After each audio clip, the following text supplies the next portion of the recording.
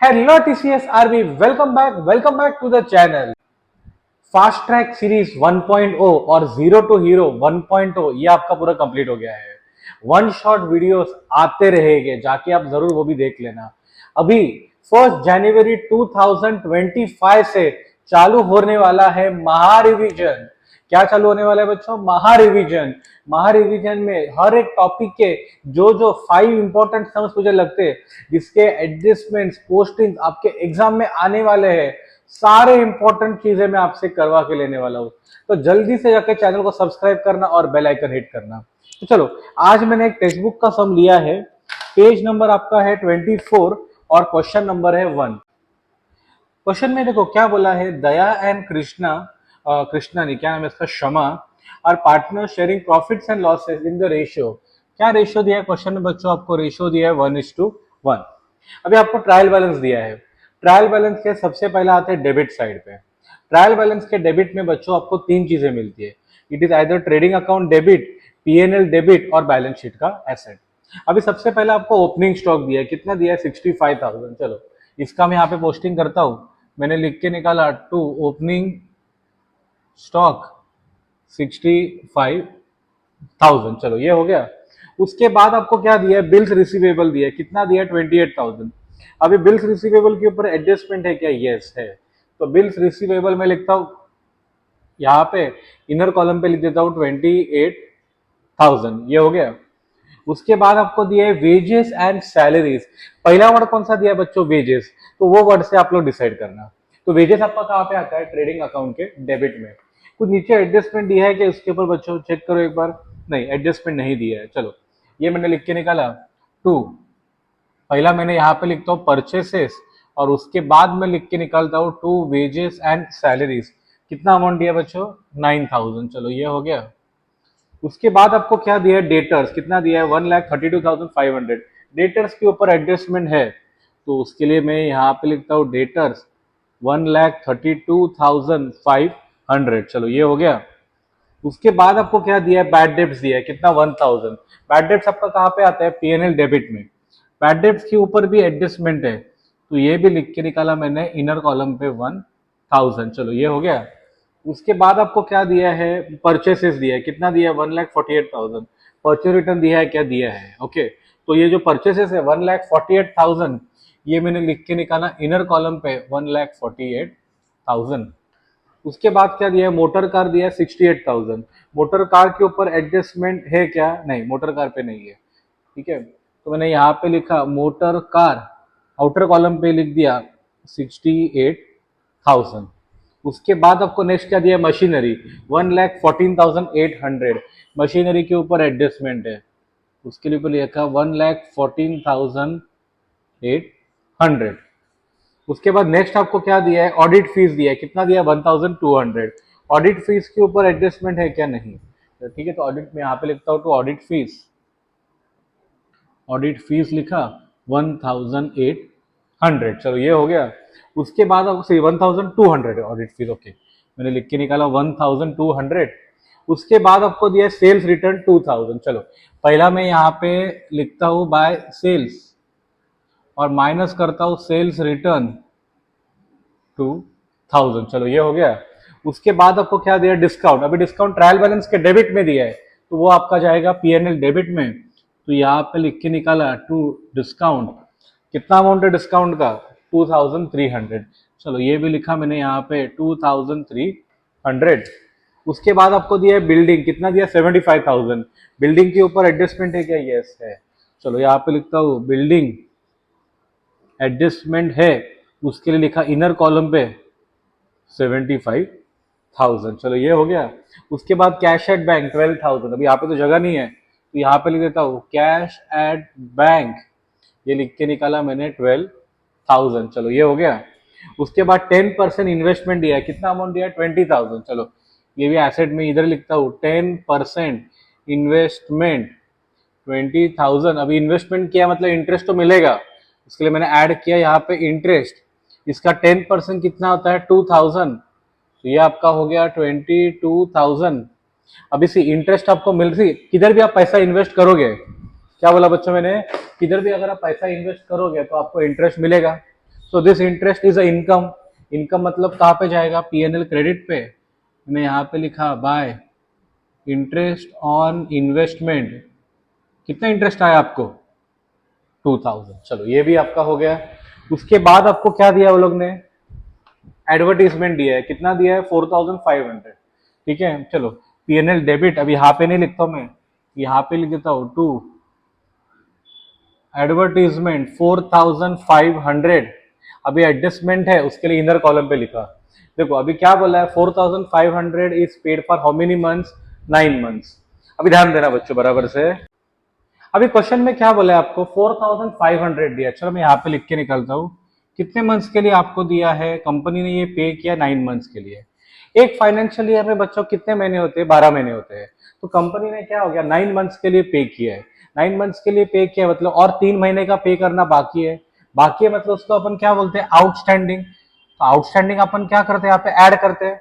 और आउटस्टैंडिंग का second effect कहाँ पे आता है, बैलेंस शीट का लायबिलिटी। तो यहाँ पे लिख के निकाला मैंने आउटस्टैंडिंग एडवर्टीजमेंट।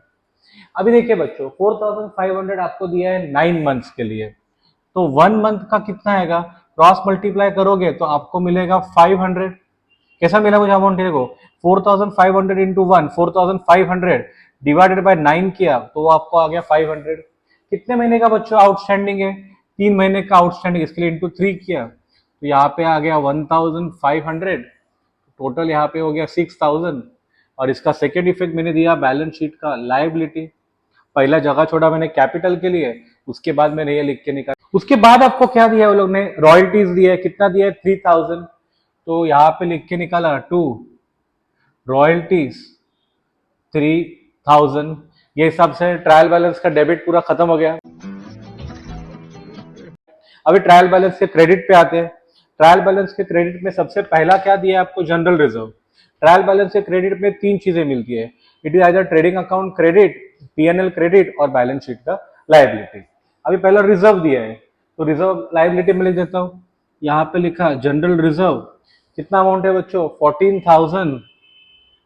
14500। ये आपका हो गया। उसके बाद आपको कैपिटल दिया है दया और क्षमा का, तो मैंने लिखा कैपिटल। पहला कैपिटल दिया है दया का, कितना अमाउंट है वो, 1,60,000। और उसके बाद आपको दिया है वो लोग ने क्षमा का 1,20,000। चलो इनर कॉलम पे लिख रहा हूँ क्योंकि नेट प्रॉफिट का तो एडजस्टमेंट आने ही वाला है। उसके बाद आपको क्या दिया है, क्रेडिटर्स दिया है। कितना दिया, 98,000। चलो लाइबिलिटी पे लिख दिया क्रेडिटर्स 98,000, ये हो गया।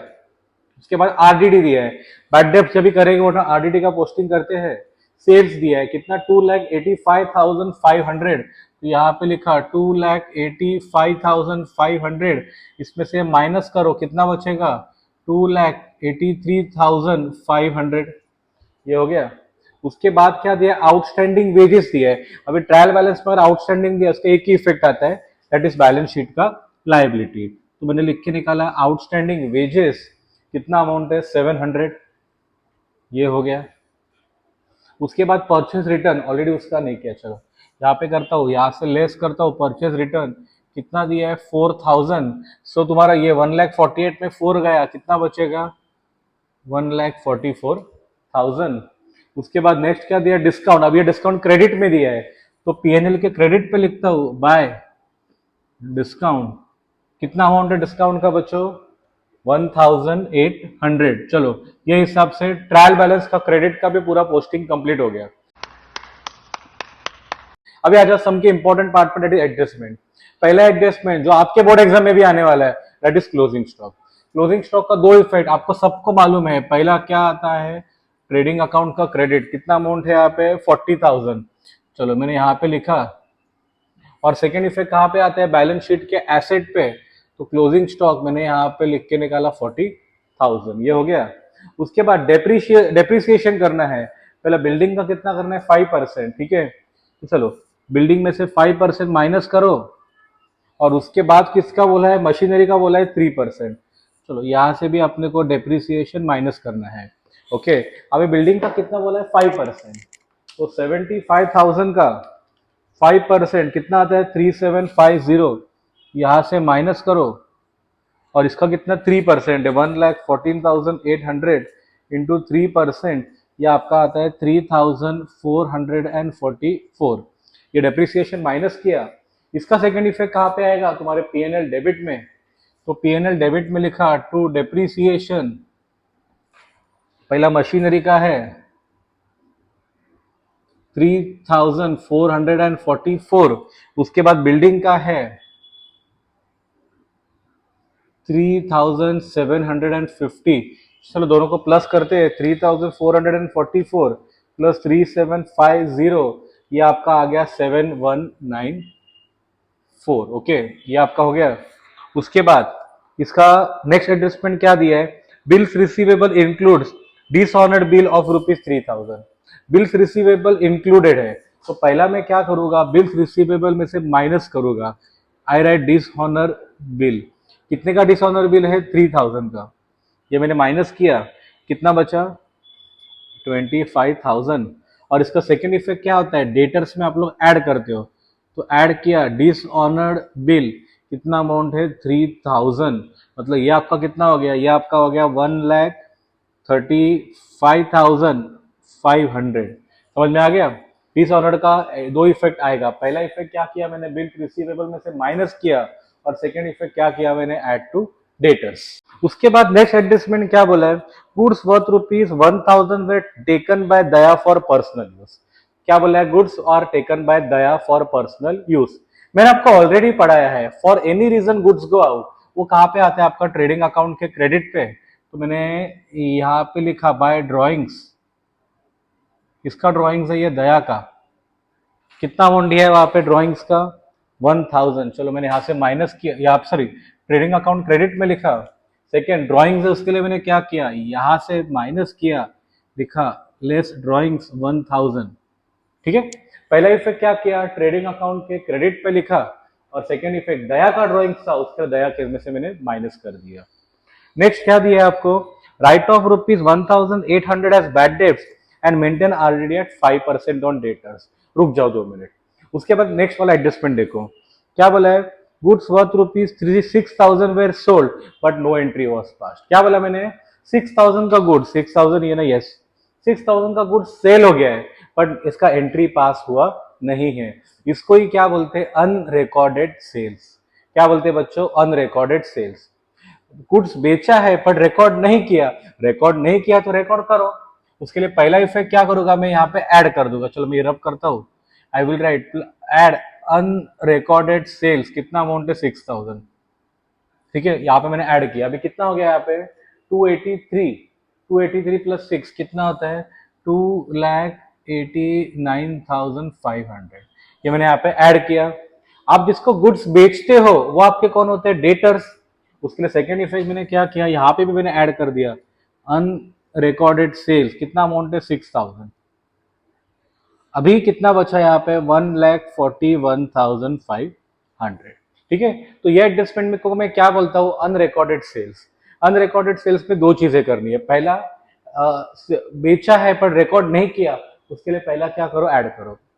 सेकंड, आप जिसको गुड्स बेचते हो वो आपके कौन होते हैं, डेटर, उसके लिए सेकंड इफेक्ट मैंने क्या किया, डेटर्स में बच्चों मैंने उतना प्लस कर दिया।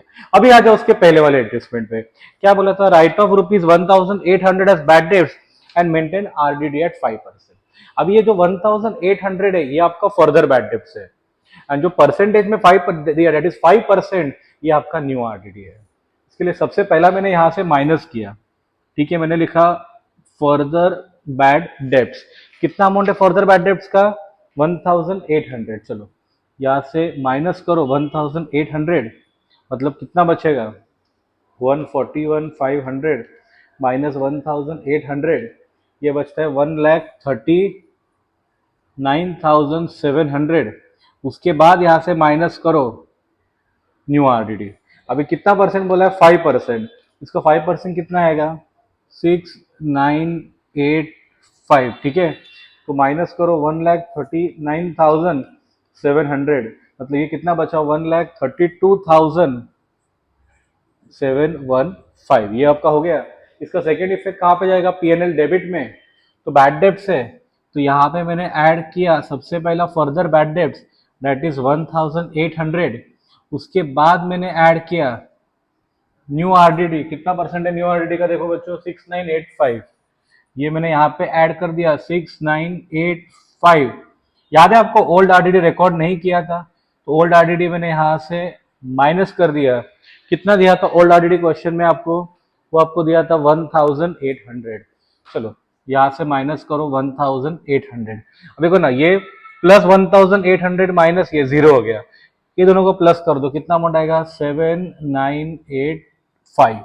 ये हिसाब से आपका पोस्टिंग फाइनली पूरा कंप्लीट हो गया है। अभी आते हैं तुम्हारे ट्रेडिंग अकाउंट पे, ठीक है। अभी trading account is a nominal account, मतलब डेबिट में सारे खर्चे हैं, क्रेडिट में सारे इनकम है। तो देख के निकालते हैं अभी। पहला अमाउंट कितना दिया है 2,89,500 प्लस 40 प्लस 1 आपका कितना आता है 41,000, माइनस करो 65,000, उसके बाद माइनस करो 1,44,000, माइनस करो 12,000, ये आपका बचता है 1,09,500। तो ये मुझे मिला ग्रॉस प्रॉफिट, कितना मिला 1,09,500। और एक तरीका है ग्रॉस प्रॉफिट ढूंढने का, सिंपल क्या करो पता है, ये जो भी रहेगा ना अमाउंट ये ऊपर लिखो, ये जो अमाउंट है ये ऊपर लिख के निकालो। अब ये सब में क्या हो जाएगा, credit side will be bigger than the debit side. Accounting language में बात करूं तो income will be more than expenditure, तो बिजनेस में ऑब्वियसली प्रॉफिट ही आएगा। तो प्रॉफिट का सेकेंड इफेक्ट मैंने यहाँ पे किया, मैंने लिखा बाय ग्रॉस प्रॉफिट, कितना अमाउंट है 1,09,500। अभी आते हैं तुम्हारा नेट प्रॉफिट या नेट लॉस ढूंढने के लिए। तो क्रेडिट में देखो ये तीनों अमाउंट है, चलो प्लस करते हैं। ये कितना हो गया 3,800 प्लस 1,09,500, तो ये आपका होता है 1,13,300। माइनस करो, चलो पहले ये किया 7,985, उसके बाद वन ये दोनों को प्लस करो, कितना हो जाएगा 3,500 माइनस 6,000 माइनस ये करो 7,194, मतलब नेट प्रॉफिट आपका कितना आ रहा है 88,621। ओके, अभी देखो नेट प्रॉफिट है, अभी यहाँ पे पहला पोस्टिंग आएगा, मेरे पास जगह नहीं है, तो डायरेक्टली मैं क्या करता हूँ नेट प्रॉफिट यहाँ पे ऐड कर देता हूँ, ठीक है। अभी इक्वल रेशियो है, उसके लिए मैंने डिवाइडेड बाय 2 किया, तो ये आपको कितना आ गया 44,310। ओके, तो यहाँ पे भी लिखा 44,310, इधर मैंने 1 रुपये बढ़ा दिया तो मैंने लिखा 44,311। चलो अभी यहाँ पे देख के निकालते हैं 1,60,000 माइनस 1, ये कितना हो गया 159 प्लस 44,310, ये आपका हो गया 2,03,310। इधर देखो बच्चों 1,20,000 प्लस 44,311, ये आपका हो गया 1,64,311। चलो अब ये देख के निकालते पूरा। तो पहला मैंने ये अमाउंट लिया, दैट इज 2,03,310 प्लस 1,64,311 प्लस ये दोनों को प्लस करो, कितना हो जाएगा 16,000 प्लस 98,700, ये आपका आता है 4,82,321। यहाँ पे लिख के निकाला 4,82,321। ऐसे ही करके आप लोग बैलेंस शीट का सारा एसेट प्लस करो, आपका अमाउंट भी वही आ जाएगा 4,82,321। आई होप आपको सबको ये वीडियो भी बराबर से समझा रहेगा। कुछ डाउट रहेगा तो जरूर कमेंट सेक्शन पे लिखना। आपको कौन से टाइप के वीडियोस चाहिए वो भी जरूर कमेंट सेक्शन पे लिखना। मिलते हैं अगले वीडियो में। Thank you everyone, happy learning.